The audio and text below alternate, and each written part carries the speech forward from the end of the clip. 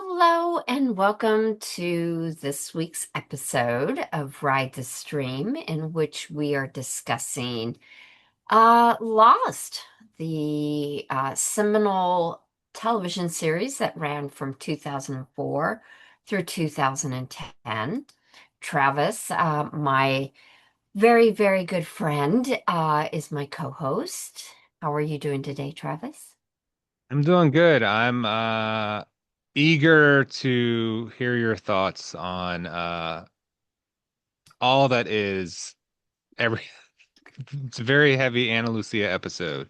So I'm Oh looking my forward to goodness. hearing your thoughts.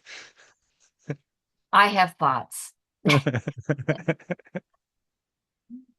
Well, for those who've been here, have been here each week on our journey, and for those that are new, of course, we do plot synopsis.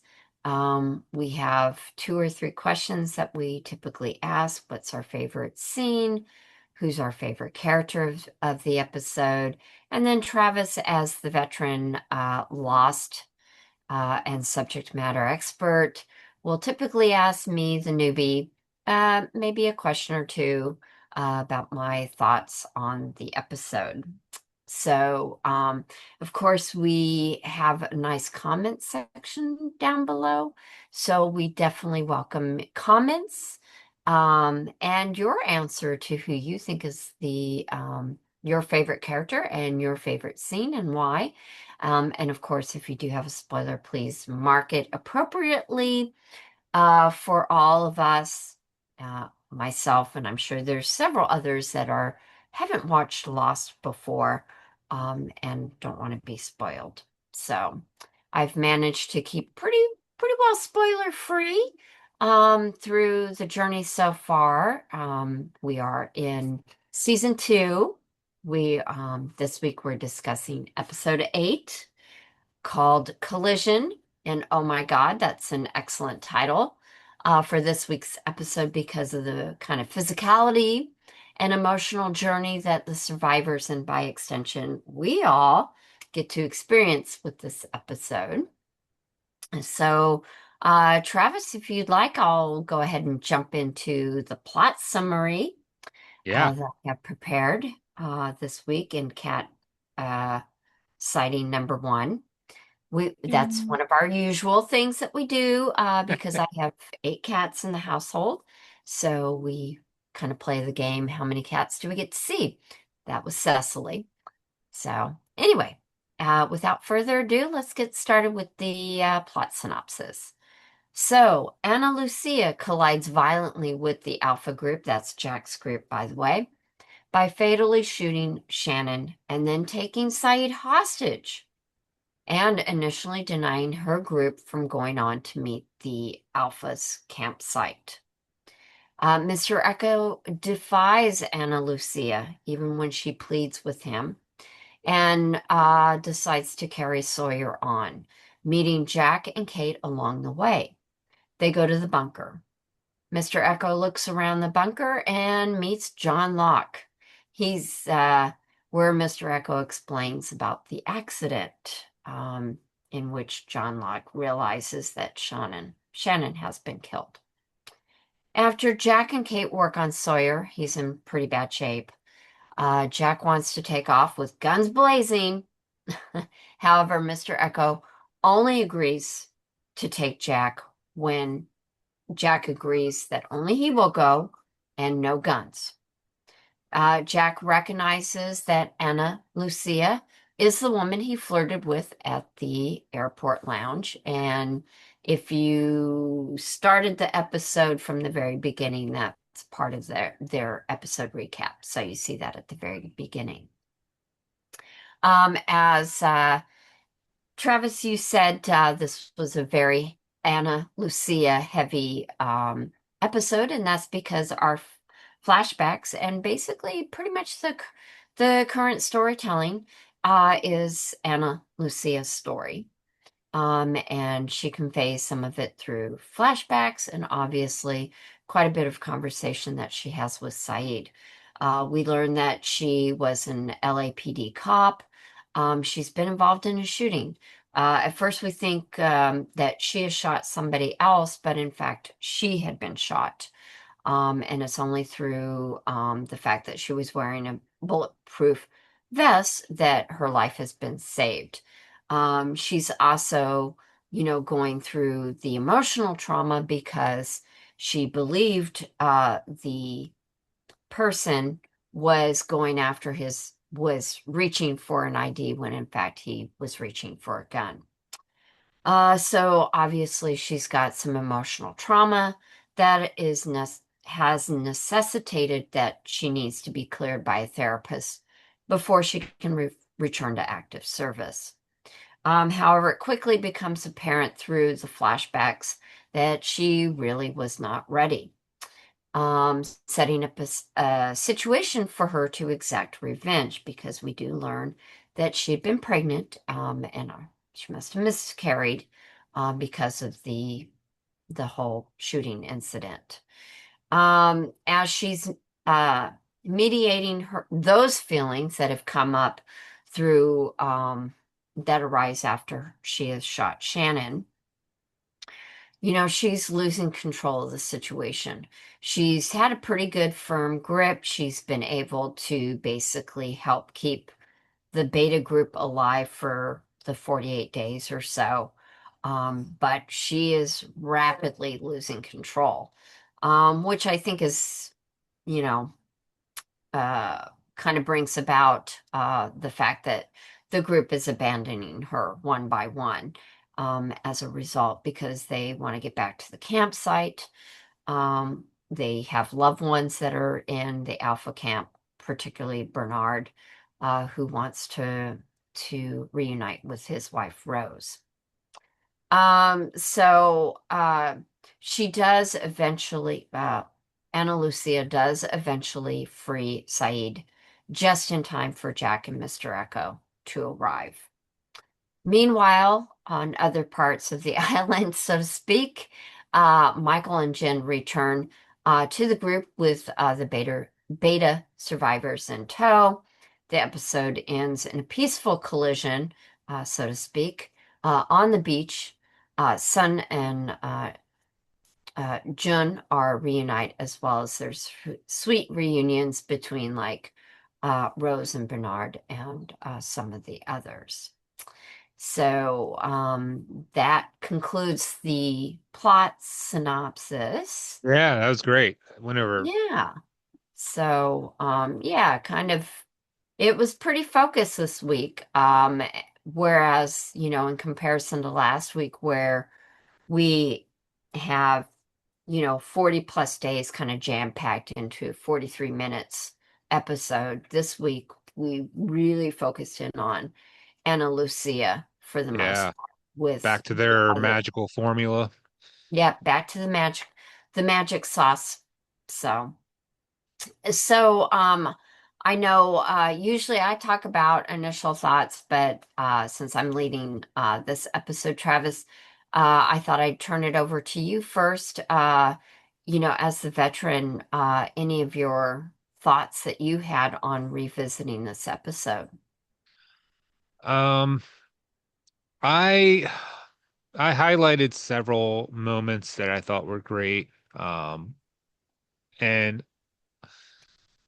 I really think that the performances are exceptional in this episode because Ana Lucia's character is always abrasive.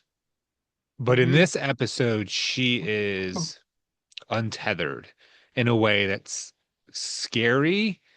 Um, because in those initial scenes, it looks like she's ready to shoot anyone. After Yeah, Saeed and Echo fight and she clonks him on the head with her empty gun.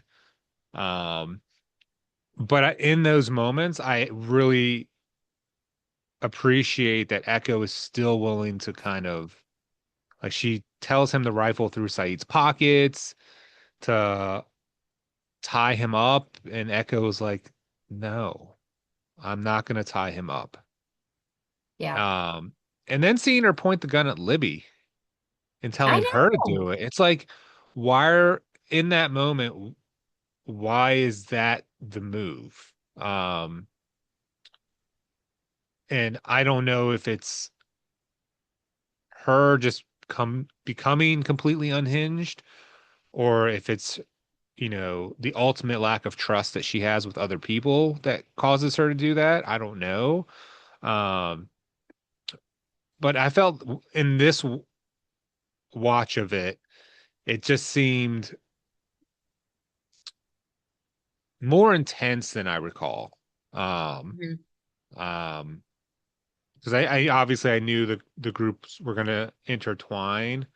Um, but the intensity was countered by you had Ana Lucia, Jack's pissed off and yelling at Echo, asking about what's going on, and in both instances, Echo is the calm demeanor to Ana Lucia, where John is the calm demeanor to Jack. Hmm. And Locke is like, "Hey, dude, literally brought Sawyer back. I don't think he's the problem." And again, Jack is very, tunnel vision when he feels like he has an understanding of what needs to be done or um uh and I don't know. I also like again Kate in this role where the image of her standing in front of Jack when he's found his ball after he pitched it in the and also it's hilarious that she told him to shut up. Um um it was nice to have a clear funny moment in this episode that was like, yeah, you Oh tell yeah. him, Kate. Um But when she finds like that sight line where she's in the way in Jack's wave hitting the ball, and you see that she sees something behind Jack and her Hmm. expression, that's a great scene Yeah. because it plays out where Jack is just kind of clueless, like, hey, you want to get on my way?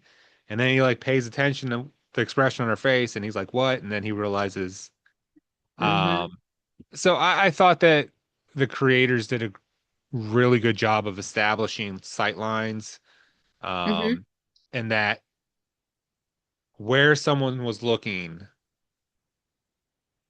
was intentional because of someone else coming along, especially towards the end when Echo's bringing Jack back out into the forest, and they get to a point where they're turning to their right and Hmm. seeing Saeed coming and carrying Shannon.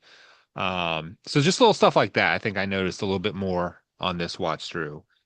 Yeah. Um, when you watched for the first time, did Hmm. were there any particular moments that were surprising? I mean, clearly this Shannon's dead. I mean, I think Yeah. you voiced previously that you thought that she was dead. Hmm. Um, but now that's crystal clear. And like, was there Yeah. anything that you took out of this episode after watching it the first time?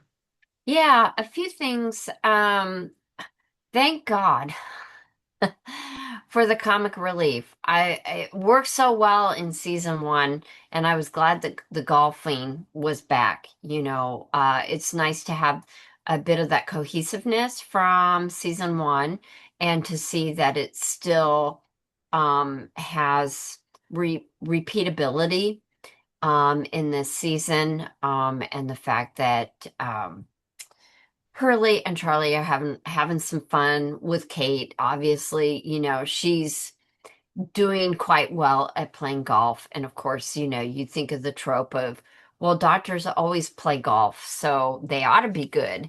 And the fact that, Jack tries to, talk smack and that it's a game of accuracy and yada yada. And so the flirtation and the ease really is the yin to the yang of the collision idea of all these emotions and the physicality of what's going on, the tension, suspense, um, and just all the emotional trauma that's being unpacked, currently, but then also in the flashbacks.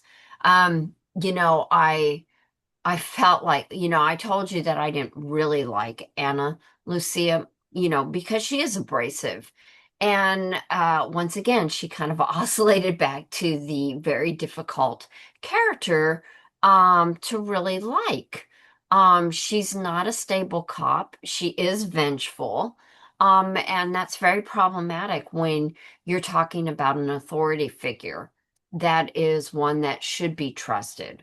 Um, I wasn't completely surprised by the fact that she was some sort of military or, police trained, because of her queuing into the knife being a little older, the U.S. Army knife being an older issue. So obviously, she knows how to handle a weapon. We know that she can shoot very well. So when she's targeting, she's gonna hit her mark. So that made it pretty problematic for me to really engage and to be aligned with her because she is so abrasive that she really does push you back. And that episode, this episode does that again, where you're being pushed back away from her, Yeah. and you're feeling that pushback. Um, I'd been anticipating Mr. Echo joining the Alpha group and meeting Locke, and I wasn't really disappointed by that.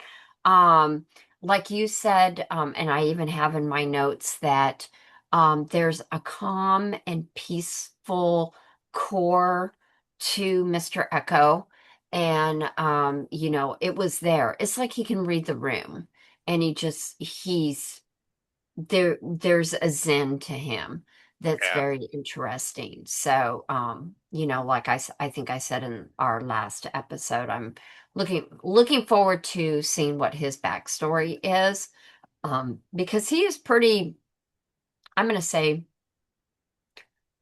he has a kind of a religious routine or vibe about him. So, yeah, he's definitely trying to walk a particular line and he's trying to do the right thing. So the fact that he chose not to align with Anna Lucia when she wanted to tie Saeed up, the Yeah. fact that it's like, no, I'm not doing that. I am taking Sawyer back to camp. He's very ill. We're this close. I'm not. And he even says, I'm not doing it for him because Ana Lucia is trying to say, well, he wouldn't do it for you, so why would you do it for him? Yeah. And he responds that I'm doing it for me, which means Yeah. that there's something deeper, moral compass that's going on in Mr. Echo than she can see because she's Yeah. pretty emotional in the moment. The last thing that I kind of took from the episode, big swash, before we go in depth, is how bittersweet it was because it does finish up with several people reuniting. Um, and while it feels like it should have been happy, with Michael, Jen, Sawyer being reunited with the group, it's overshadowed by the fact that Sawyer's in a dire health situation. Shannon is dead. Anna Lucia, feels dead inside. Sawyer, excuse me, Saeed Oh, yeah. reveals that he feels dead inside. He's just lost someone that he loves after, not feeling like he could take a chance and open up again. And now he Yeah. does, and it's ripped from him. So what should have ended on, oh, a really nice, kind of positive and kind of upbeat, oh, they're all together. You have this collision of emotions that becomes overridingly bittersweet. Yeah. And that's really how I kind of felt at the end of the episode is how, you know, that was what I left the episode with. And I guess with We have, that, yeah, with that, we're going to take a break. We'll be back shortly. hey everyone, just a quick break to say thank you for watching. If you'd like to support Michelle or I, we have links to our works, social media in the description below. Um, Ride the Stream is our kind of fun gig where we get to take a break and do what we're going to do anyway and just record it. And if you can spare some time to follow us on social media, where you can find our other creative works, that'd be great. And that's it. We'll get back to the conversation. So, with our kind of initial thoughts, oh my God. Well, That's it. that That's there's like two, three, two and three, because that butt is Max back there. is that three or four? Yeah, I think so. 3 or 4 sightings. Yeah, yeah. We still got one over there that hasn't left yet, so we might see a Sam jump off here in a minute or two. But just like the episode, there's a lot of activity going on over here. But with kind of our initial thoughts out of the way, were there any? I mean, I guess we'll just explore our thoughts on the rest of the episode as we come to our questions. So, I know sometimes we start with our favorite scene. We'll just hi Max. We'll just go ahead. That's the better end, by the way. Um, he's such a handsome boy, so you want to see the front end, although he does have a cute butt. But anyway, um, so I think we'll get started with our favorite scene, because then we'll get to explore more of the episode, I'm sure. So Travis, I'm sure you probably have a favorite scene, and then maybe a couple of honorable mentions. Yeah, I listed a lot of things Hmm. because I felt like this episode there were a lot of quicker interactions that were Hmm. like because you'd get an interaction with the beta group and then it would shoot to alpha group or a flashback and then it'd go back to it, the beta group. So I felt like there was different scenes here and there that weren't too long that I just thought were really nice. Hmm. Um, so one of my honorable mentions, you touched on with the end sequence. Hmm. Um, I love the way they do their end sequences. Seeing Bernard and Rose finally like come together when, and initially everyone thought Rose was a loon for believing her husband was still alive. Um, and Jen reconnecting with Sun, even, Michael with Vincent and Hmm. but you're completely right. It's overshadowed by just Saeed's sadness as he's carrying Shannon. Um, yeah, that it definitely makes that scene. There's just a reality to their life on the island, and death has become unfortunate, relevant topic. From the woman who drowned swimming in the first few episodes, to the whole situation with Ethan and him attacking, um, and it, and obviously with Boone. Um, so that was one scene. I thought Kate had a few scenes in there where, her ribbing Jack, Hmm. um, her reaction to seeing Echo.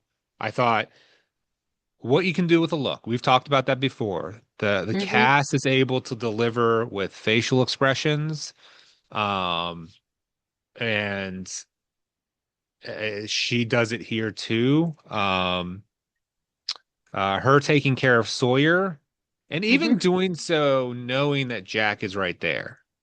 So you can Mm-hmm. kind of immediately gauge like this reunion after regretting not saying goodbye. Yeah. Um, so that I'm just gonna scroll through these real quickly. Um, and there are three instances of people standing up to Ana Lucia. Mm-hmm. Um, Michael saying, "You're gonna shoot me, shoot me." Um, Echo saying, "No, I'm not tying him up. I'm gonna bring Sawyer back." Bernard, saying, like, I understand what you've done for us, but I'm gonna go. Mm-hmm. Um, but my favorite scene is Echo and John meeting. And Mm-hmm. I love, well, and again, those scenes are split up too. Because initially Yeah. it's just a hello and hello, and they go off Yeah. and do something else. And then John starts asking what's happened. And Mr. Echo is just very soft spoken, and he says that there was an accident and the girl was shot and killed. And John asks for, what does she look like? And by Echo's description, he obviously Locke knows it. And it's subtle, but it's there that you can tell John is upset. Yeah. Um, and and he's just like they're just trying to process like he's like I'm just trying to understand. Like I thought there were like why didn't people come back with you? Mm-hmm. Um and he's like, can you take me there? And in that moment, Echo is near the armory and he sees all the guns. And then he looks back to John and is like, no, I can't. Yeah. And like, so I just thought that exchange kind of is how tactful or and how just there was a mutual level of like understanding and respect in that conversation Mm-hmm. that was lacking when Jack was yelling at Echo, Yeah. trying to get information. Oh, uh, yeah. So, I really did like that scene. I think we were both looking forward to how that interaction would be, and you're right, it didn't disappoint at all. Yeah. So that's my 50 million scenes that I've listed. Um, how many, if any, did you have as honorable mention or Well, so obviously the reunion, reuniting of Joan and Son, Rose Bernard, Michael Vincent, um, Kate Sawyer, Jack, and even Jack and Ana Lucia because I'm counting them kind of as a partner because it's absolutely gorgeous music accompaniment with all of that that's very emotional, yeah, that I think really feeds into that lingering bittersweet emotion that we're left with at the end of the episode. So I really liked that one, and that continued to resonate with me after watching the episode a couple of times.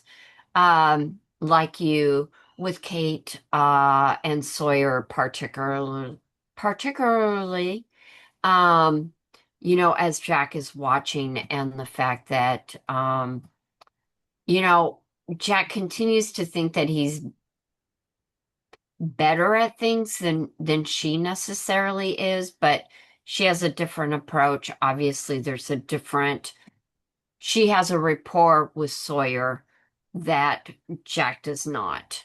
And even though Kate and Sawyer bounce back and forth, at the end of the day, they do care about each other. And so she instinctively knew that Sawyer was going to respond to her versus Jack's approach, which is very doctor-patient, very clinical, because that's how he is when, he's with Sawyer. He will take care of him, but it's kind of begrudgingly a little bit, because there's still unresolved animosity there. So, he's got his oath that he's fulfilling, but he's not going the extra mile that Kate does. So that was a scene that I particularly liked. Like you, I really enjoyed the play between John and Mr. Echo. It went pretty much the way that I kind of thought that it would, because they are just on a different plane, you know, uh, Yeah. intellectually and emotionally and philosophically. They're just in a different place. And that scene did not disappoint. Even like you said, it was cut over because we had, different vignettes going on, and so it was parallel with other stuff going on. Just really enjoyed it all for the same reasons as you. My favorite scene, which I felt was very heart-wrenching, is the scene in which Ana Lucia relates what happened on the burglary call. Um, and what transpired. And of course, Saeed, uh, bless his heart, is definitely listening. Um, you know, even though, he's dealing with the emotions of this is the woman that killed Shannon. He understands because of his background, he understands Anna Lucia. And now she, of course, didn't tell him the full story, Yeah. but enough that maybe he kind of understands the unspoken because of the things that he's had to do in the past. Um, but I think the fact that then she, whacked the vines and let him go, and she stands up to him and says, do what you must. I deserve it. And the line, I just thought it was so well done, well written, well delivered, and the fact that, you know, um, why would he kill her when they're both dead already, Yeah. And, it's the symbolic death of what they've lost, that emotional trauma that they have in here. And I just thought that was so well done, by both actors. And, again, I agree, the acting of all the individuals on the show is just incredible. And one of the things that I was left with in watching all the different scenes and the acting is just the range. Um, of emotions and activities that we have going on. It actually made me kind of think about, how did they shoot this? Because, you don't want to let too much out of the bag. So, because it is set up kind of like, the show 24, where you did an hour, and, Right. you did want to have lots of surprises, on the next weekend stuff. So I do kind of wonder, were any of the actors kind of kept in the dark, um, with different things that were going on story-wise. Um, I do I wondered about that, behind the scenes. But just an incredible episode. Yet again, I'm Yeah. just totally amazed that we are, you know, I'm going to say I don't know how many episodes there are in season 2. I think it's like around 20 or 25. I'm not sure. I think it's Um, somewhere in that range. so we're probably by a third of the way through season 2, and it's still as strong as the first episodes of the first season. So, yeah, so that is my favorite scene.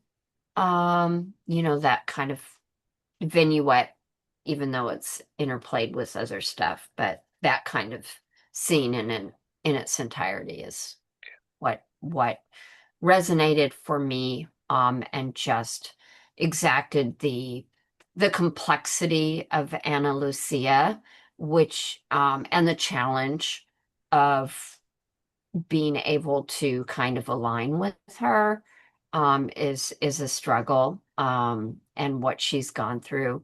It really gave insight into her character, and what she's dealing with and the strength that she has, but it also really showcased her vulnerability.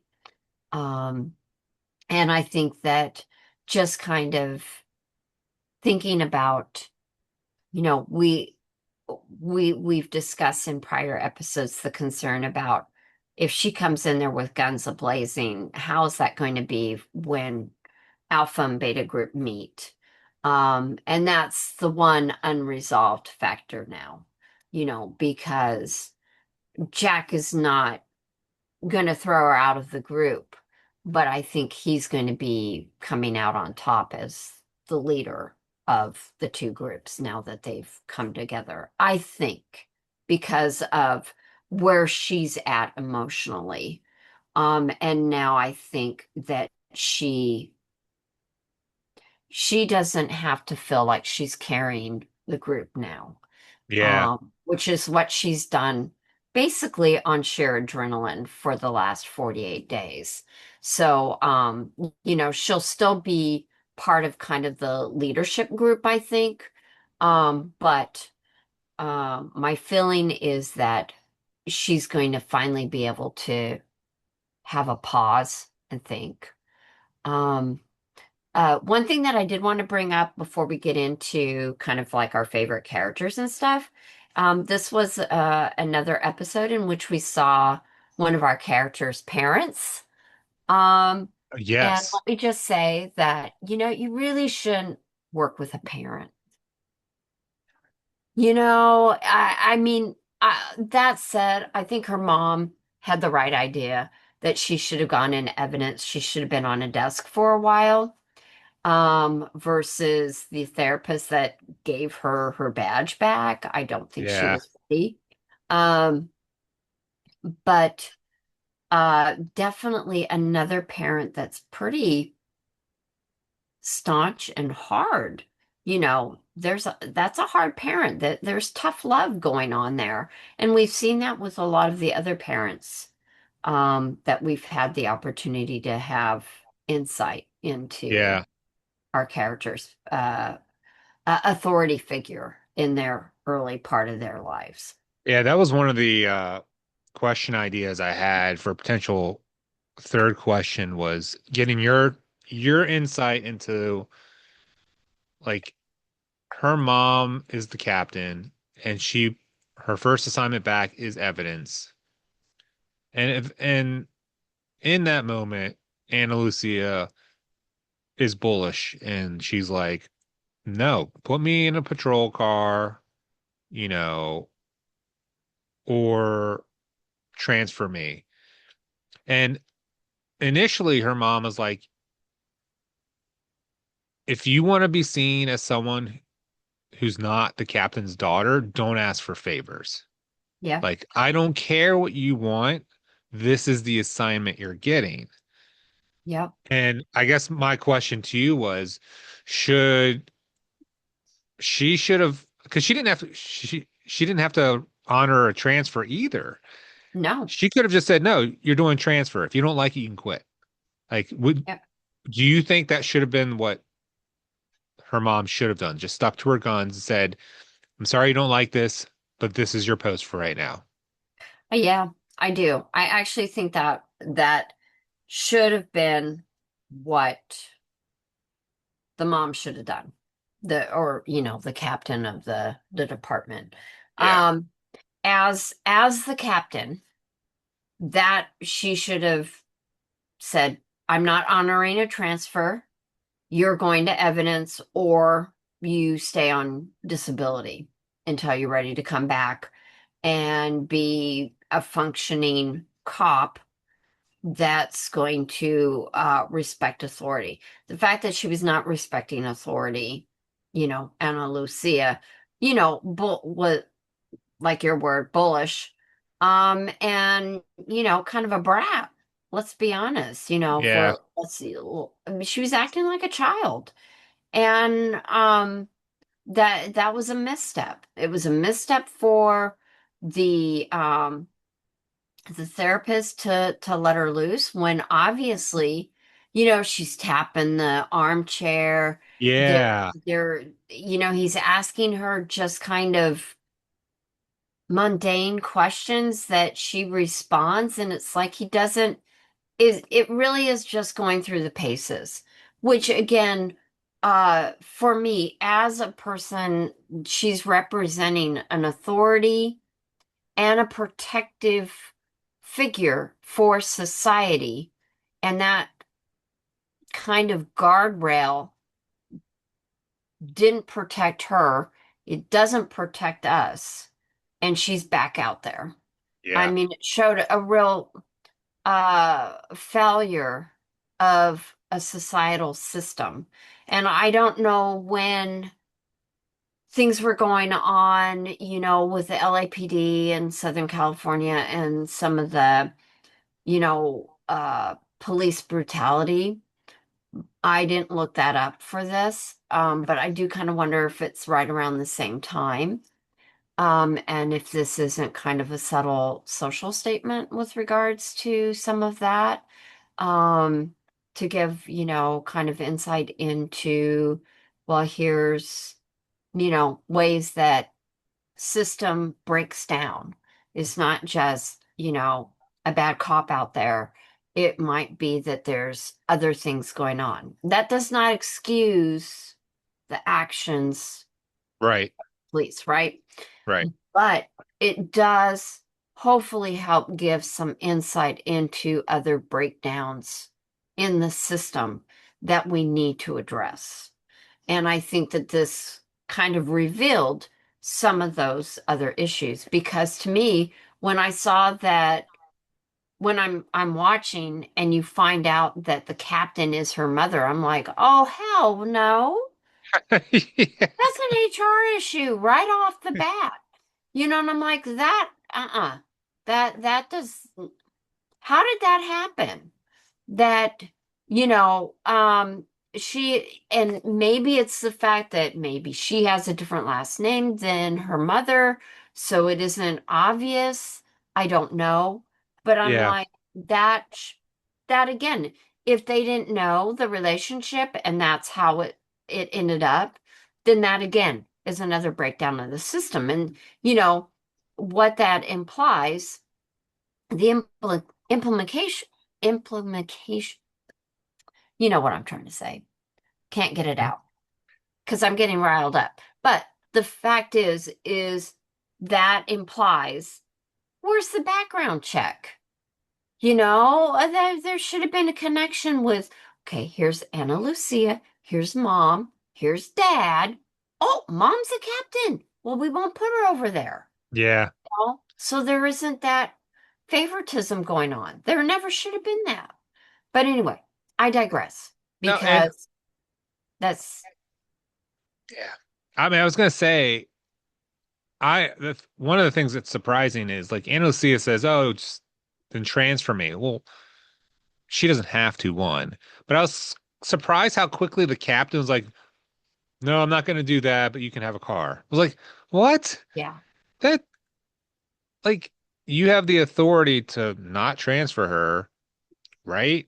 That makes sense." And then she just caves and gives her a patrol car. I was like, that to me didn't make sense. Thank you. Because I do feel like while it's a great episode, that is one place where I feel there might have been just the little slip of storytelling. Because I do feel that even if she was on the evidence desk, that the setup for the guy being caught and coming in, she still would have seen him. Yeah. And it almost would have made more sense if she'd been on evidence and then she finds out who he is when they bring him in, and then she goes out and she has a gun. To me, I feel like that has even more impact than seeing her fly off at the guy that's taking the television. Because Yeah. that was escalating pretty fast. It's questionable whether she should have drawn her gun, but that situation was escalating pretty fast. So I think there's a vagueness about how that was handled.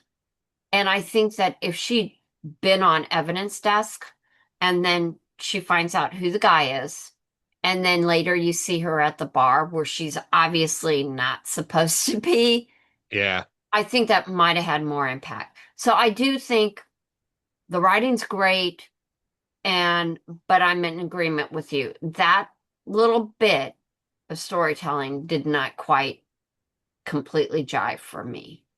Yeah, and when the partner is like yelling at her to like basically lower your weapon and then holster it, Yeah, like that to me was like, okay, like the dude was carrying a TV in both hands, clearly not a threat, and she draws her weapon because he didn't listen to her, and he calls her out when they get back to the station, like, well, you gonna draw that's your true. gun with some like yo-yo with a TV in both of his hands? Like, That's true. and so Yeah. I was like, I do appreciate that that was included because I feel like that's how I'll be like, what are you doing? Like he's Yeah. like there it's an argument, not a death match. No, So that is true. That is a good reading of that. So I could see you having that in there, but I th- I think they had a lot of strength of what we see in the therapist office, her interaction with her mother. Um, and I think, the third thing is her, you know, um, the altercation, the domestic altercation I mean, I will that say I agree with you. I do think that if they could have found a way to make the storyline go through the evidence room, I think that would have made more sense as far as like the procedures and how the captain gave her an order and all that jazz. So, yeah. But I think there's like a larger overarching, I don't want to say messaging maybe, but just a narrative technique of the discord in each of our survivors' lives, particularly yeah, with their parent or authority figure, and the fact that all of these people are coming from some sort of dysfunction in their life. yeah, Um, which I find fascinating. And again, I was thinking about, how Final Destination, like, here's your destiny and you can't really escape it. You might be able to in one way, but you can't. Eventually it will catch up with you. yeah, And I just find it utterly fascinating that every one of our characters has some sort of dysfunction or discord, um, some sort of pretty impactful trauma. And now they're here on the island, you yeah, know. So I'm just kind of like, well, how's that going to coalesce? Because the writers do everything with some sort of certain intention in mind that they deliver on down the road. So I know it's very um intentional, this discord that exists, yeah, in these stories, these flashbacks, and the fact that a lot of it comes from the parent.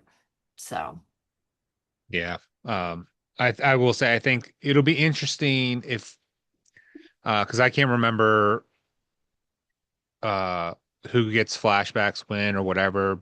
But I think it'll be interesting to see Anna Lucia's character prior to the shooting to see if that's where this protective abrasiveness stems from and to see Yeah. if there was a different side to her before that. Yeah. That's a great thing to say because I know I felt like after this episode, I was left not really knowing if she's like a really good cop. Like she Yeah. started out, following procedures and, you know, on the good side of things. And so I do hope that we'll find out a bit more, that we'll see that like we did with like Jack and Kate, where we had, you know, um, a few flashback episodes. So hopefully we'll get a little bit more of that. I was Yeah. also thinking, as we were talking about, death being very prevalent on the island, and the fact that the fallout, once they are not lost anymore and they're back in civilization because they've been found. Um, the impact to the family. I mean, I don't know how the series ends, but for the mother to lose a son and a stepdaughter, you know, and I don't think death is done. I'm sure there's going to be more loss um, down the road. And I'm not, yeah, I know we're probably going to lose more of our favorite characters at some point, but We'll I'm see. hoping not. Yeah. We'll see. Yeah. Well, I know we still have our favorite characters to discuss, but I think we're going to take a little break, and then come back and discuss our favorite characters and wrap up this episode. Sounds good. Hey everyone, back with another break. Just want to say again, thank you for continuing our down the rabbit hole lost journey. We're in the season two. And if you can, give this video a like. Please subscribe so that way you can be notified when you get a new video or from us. And again, if you have any thoughts on this episode, just leave it in the comment. Who's your favorite character? You have a favorite scene? But let's get back to our conversation. And we're back for kind of our last segment of our discussion, to wrap things up. Now that we've talked about our favorite scenes and kind of, tangible conversation, we'll rein it back in to go over our favorite characters. And once again, um, Travis, if you'd like to lead off with your long list of favorite characters. So I actually reined it down to four. I Oh, do I definitely have a top.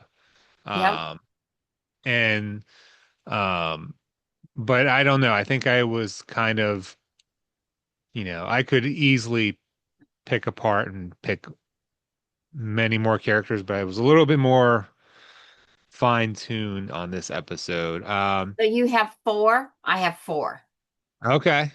So Um we'll last week we uh we were right on the same page. So I'm wondering if we're going to be on the same page again.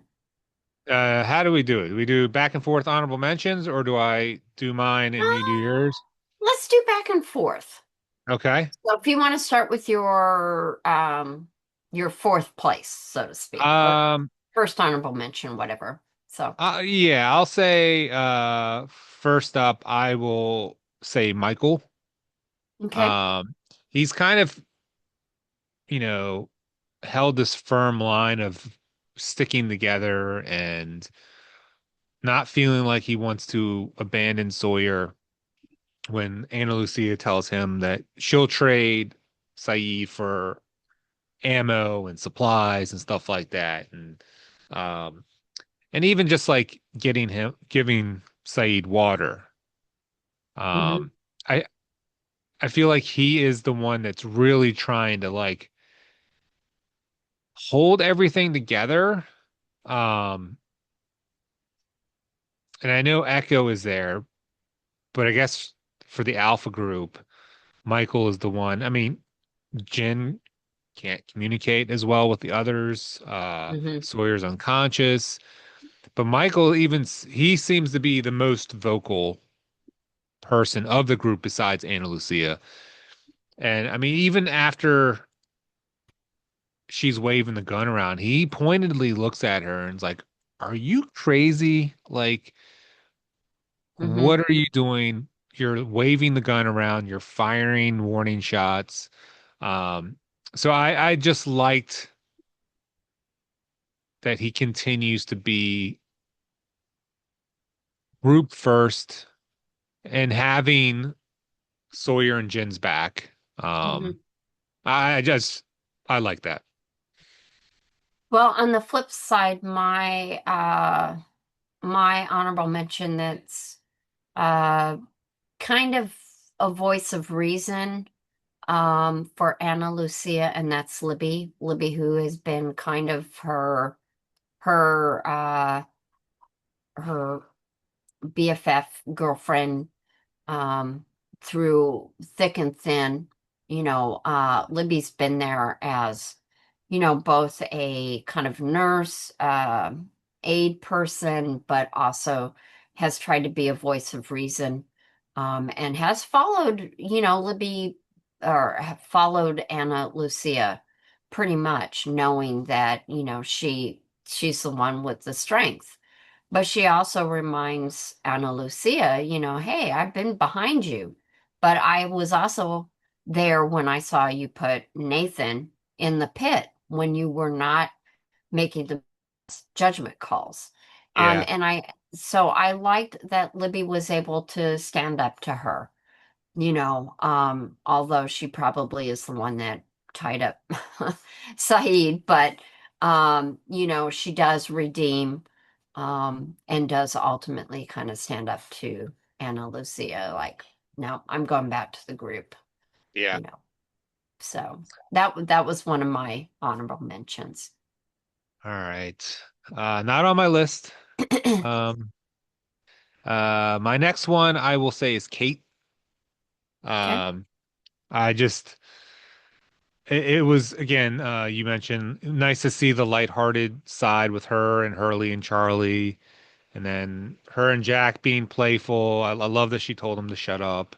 Um, and then her expressive responses to seeing Echo with Sawyer and the way she was able to, care for Sawyer and facilitate him like taking medicine. Um, so I thought that you mentioned something earlier where Jack maybe can't see that Kate's better at certain things than him.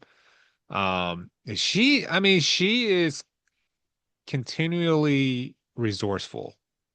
Mhm. Um, and I think she's better socially than Jack. I think she is just as capable to go on these treks across the island and stuff. So, um, and in this moment, you can tell that she has feelings for Sawyer and she's not, I guess,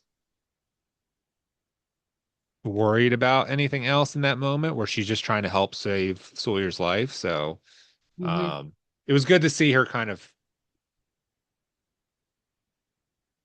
be a fixture. Because we've seen, I think, more of the beta group this season. Um, Yeah, so which makes sense because we needed to become invested in them enough so that we'd have an understanding of, the title of the show or this episode of Collision, being invested in both groups, yeah, in different degrees. So, for me, I put Saeed. I thought he was so filled with sorrow, feeling broken, dealing with the loss of Shannon, but also being able to relate with Anna Lucia. Showed a lot of strength, inner turmoil that's now come back to the surface. For him, just the depth of each of these characters. Um, yeah. And since he was part of my favorite scene, it made sense. Yeah, that is a great scene. I he was my other honorable mention too. I depicting someone who has lost a loved one in such a manner, and then being able to, I don't know if it find reason in that despair to not harm Anna Lucia, um, is really incredible to see. Because I think, you know, violence should not beget violence. Like it shouldn't be like the way we Yeah, respond to things. Um, and for him to have that sense of awareness, um, like I remember there was a scene where she's talking to Libby and he's watching her and where she says, I'm already alone. There's a kind of the camera's held on Saeed's face as if he's kind of like wheels are spinning on like how she is and what her mindset is and maybe where he's beginning to feel like they've had similar experiences in a way, like when he went yeah, off on his walkabout on his own to, track the coastline.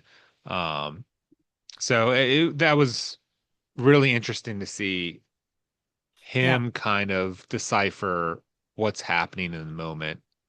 Um, yeah, Yeah, and when she reveals the burglary call and the details around that, I mean, he does, also reveal, a very trying time for him when, he had tortured Sawyer to get information out. So, yeah, yeah, they are both dealing with very traumatic experiences in their lives. My other honorable mention is Mr. Echo. For many of the reasons that I stated earlier, that he's intense, but there's also a calm about him. There seems to be a moral compass that's leading him to do the right thing. And that he seems good to be he seems really good at reading the room. Like, for example, the scene where Jack is just yelling at him, wants answer, and he just, quietly says that he's choosing not to talk because he knows anything he says will make Jack even more angry. And he doesn't yeah, want to, further ignite a volatile situation that he chooses not to speak. And I think that was really powerful and very insightful for him to read the room in such a way. He's not looking to incite further violence and things like that. That's not what he's there to do. right. And I thought that was, a great scene as well. Um, so that's each of our three. So do you want to go ahead and reveal your favorite character of the episode? It's Mr. Echo. Is it Um, really? Oh, yeah. okay. Wow. Okay. I that scene right there that you just talked about, reading the room, and then on the flip side, like shortly thereafter, when Jack and Michael are about to go back out there with guns, he's telling them to stop. And he just simply asks, "What do you want?" And I think it throws Jack because he's like, "Excuse me? Yeah. Like, what do you want? Do you want revenge, justice? Like, you're going out there with more guns, it's just going to be violence." And Jack just says, like, I want my people back. And he just does his best to Yeah. explain that Ana Lucia made a mistake. Um, and the interactions with John, him standing up to Ana Lucia earlier. I just really, I know last week the narrative was, I felt fed through Ana Lucia's point of view. In this episode, the flashbacks are about Ana Lucia, Hmm. but Echo seems to be, since we're focusing on Ana Lucia, he seems just to be the counterweight to that chaos. Hmm. Um, and I'm more inclined towards the like the calming effect of, when Yeah. we see Mr. Echo or we see Locke in similar situations where they're just trying to be rational, and Saeed as well. Um, I think they tend to have a higher sense of reading the room, trying to understand what's going on, and not necessarily just be reactive. Hmm. Um, so, and I don't know. That scene that you mentioned where he tells Jack, whatever I say, I'm just going to piss you off, so I'm going to stay silent. And I Yeah. really like that. I, Yeah. uh, you don't have to say a lot to get your point across. So Yeah. Wow. Week two, Mr. Echo. I know, In I know. in your camp. Wow. Okay. So my top pick is Shannon. Because as a person who has played a dead corpse, that is very hard to do. That's fair. I actually, it isn't, but I did want to call out that I have played a corpse in a movie, and it is very challenging to not breathe for the length of a scene. And I was watching to see how long they were on her and to not move your eyes. It's huge. And she did a good job. So no, my top pick is begrudgingly, um, and I regretfully, but at the same time, she did do a great job in conveying the complexity, the chaos, and that's Ana Lucia. I So for swear me, I thought you were serious about Shannon. I swear to God, I thought you were serious. I was like, okay, all right. That's that. I threw a curveball. I'm telling you. Uh, yeah. I mean, honestly, I mean, the actress does a great job. She does. Yeah, I'll let you dive Yeah. further into that. Now, just that, for those reasons. I mean, I didn't give it to her last week, even though, she was, a primary focal point for the episode last week. And this week, you can see the turmoil. You can see her gears. She's trying to think through things. She's struggling. You know, that loss of control, the frailty, is all coming out in different ways. And then ultimate reveal that, Said sees they are both very broken.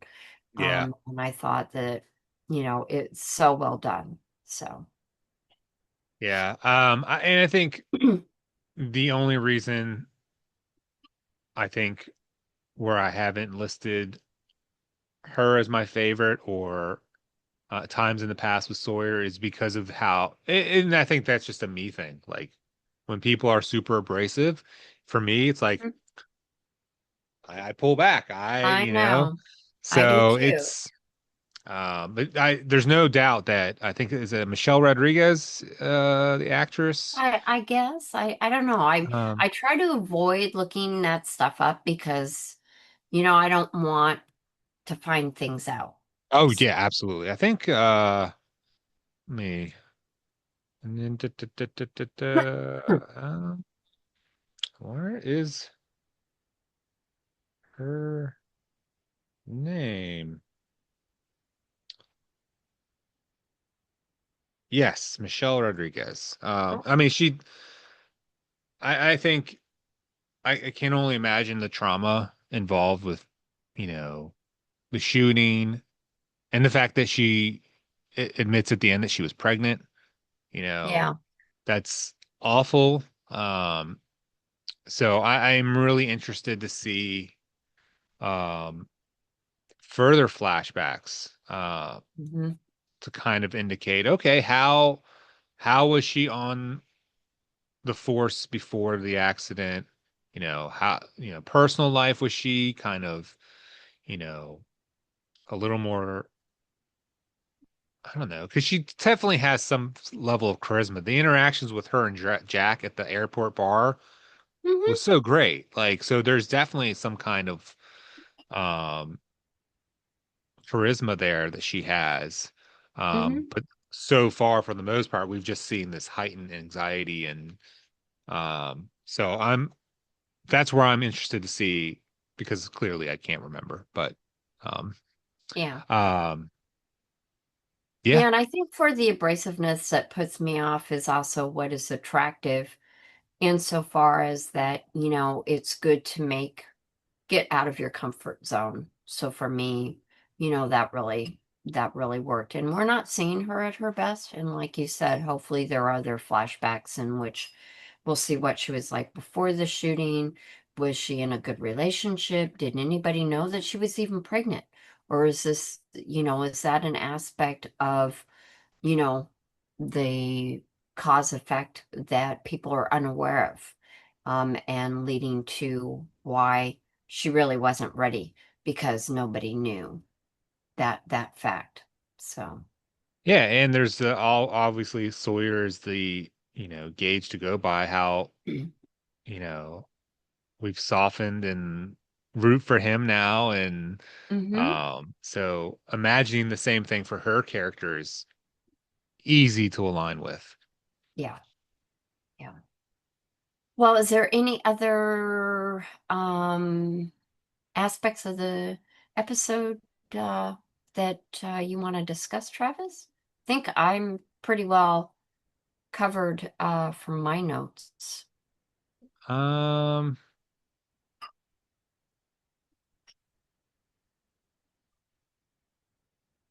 yeah, I think we've touched on all of my highlights. Um, yeah. Well, that just leaves the question to our audience. Did we touch on everything that you wanted us to discuss? And if not, definitely look downstairs in the comments section and add your favorite scene and your favorite character. Are they the same? Are they different? Do let us know. We have inquiring minds. So, on that note, thank you so much for joining us this week. And do come back and see us next week when we discuss episode 9 of Lost. Thanks, everyone.